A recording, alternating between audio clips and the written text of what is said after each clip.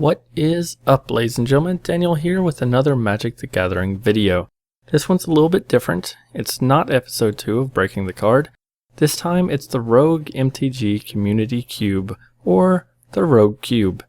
The Rogue Cube is an idea inspired from a conversation between Rogue Deck Builder and myself. The rules, as Kevin from Rogue Deck Builder puts it, are each member is allowed to add one card to the cube.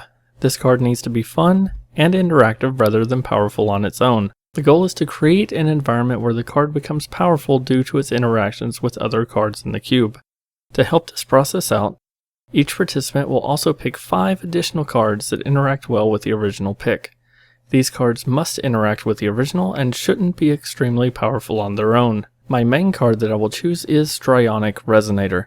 It costs 2 colorless to play. For 2 colorless and a tap, you can copy an activated ability and choose new targets. This card interacts with just about everything. If your environment is somewhat slow, and I think this cube will be, this thing can be a first pick. You can copy any enter the battlefield abilities, and a huge number of good creatures that you already want in your deck have enter the battlefield abilities. This makes all of those better. We aren't going to be picking things like Geralf's Messenger for our 5 support cards though. Those are too straightforward and boring. You'd pick those cards even if you didn't have a Resonator in your deck. Also, other people are likely to add those type of cards to the cube for me. Kevin already added Solemn Simulacrum, and I was going to put that in there.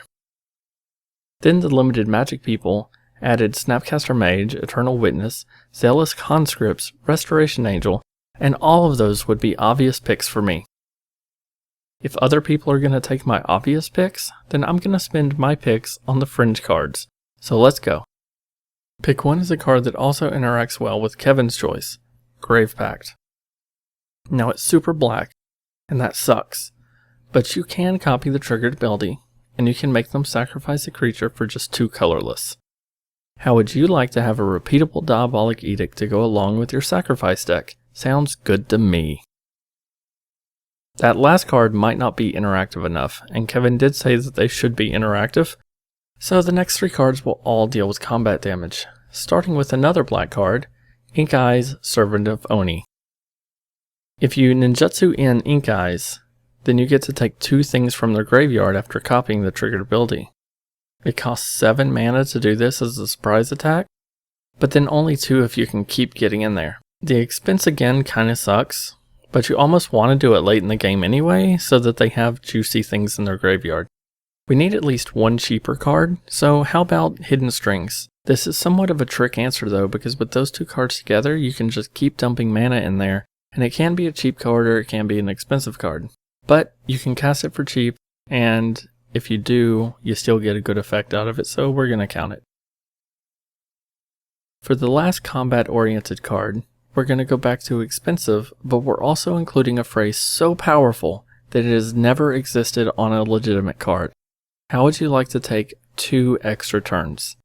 Introducing Madomai the Ageless. If you can get in there with a 4/4 flyer, which should not be that difficult, you can take 2 extra turns. Sure, Madomai can't attack during those extra turns, but who cares? If you take 2 extra turns and don't win, I want to hear about it, because that seems impossible. And now that I've done so many interactive cards, let's go back to the exact opposite. How about Tangle Wire? The trigger that happens on your turn, you just leave that one alone. Make sure you tap down Tangle Wire. The ability to tap down Tangle Wire to satisfy its own trigger is one of the things that makes that card so wonderful. The trigger that happens on your opponent's turn though, you copy it. It happens on their turn, but you still own it, it's fine. As long as you have the 5 mana to do it all in one turn, they'll have to tap down 8 permanents. That's pretty brutal. Well, that's it. Those are my picks. Stay tuned because once we get enough cards, we're going to be drafting this cube. And when that happens, I'm definitely going to be posting the video on this channel. Have fun. Check out Kevin's channel. Check out my first Magic video. Both of those should be linked here. And I will see you guys later.